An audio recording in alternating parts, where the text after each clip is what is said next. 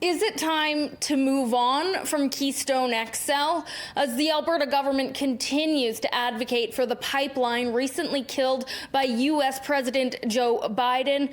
New polling data suggests the majority of Canadians see this as a pipe dream. The majority of Canadians are under no illusion in terms of the impact this will have on Alberta. Well, half of Canadians polled by the Angus Reid Institute recognize the death of Keystone is not just bad for Alberta, but for Canada as a whole. Must impose meaningful trade and economic sanctions. When it comes to next steps, the majority outside the prairies say it's time to move on. I think you've got two mindsets among Canadians. Those who would say we're at a crossroads and we need to choose the path of fighting for Keystone XL, and others who would say, actually, there wasn't a crossroads. It's just time to find a different path and keep going. Showing the political divide the Prime Minister needs to navigate when considering U.S. sanctions and next steps.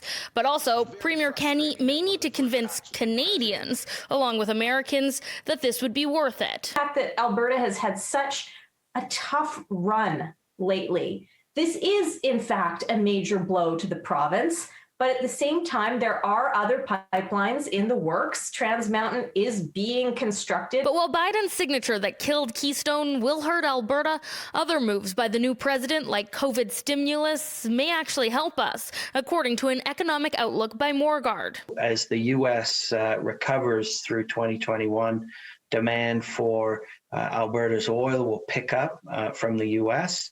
And then, of course, globally, demand for oil and pricing will steadily improve. The report also highlighting how the pandemic, through necessity of survival, has forced business diversification. Yes, there'll still be this reliance on the oil sector, but I think as the economy diversifies, we're entering this phase of a lot of change. But bottom line, things could get better through 2021. It's going to take time. It'll be a modest recovery, but certainly I think I look to the future with cautious optimism. In Edmonton, Carly Robinson, City News.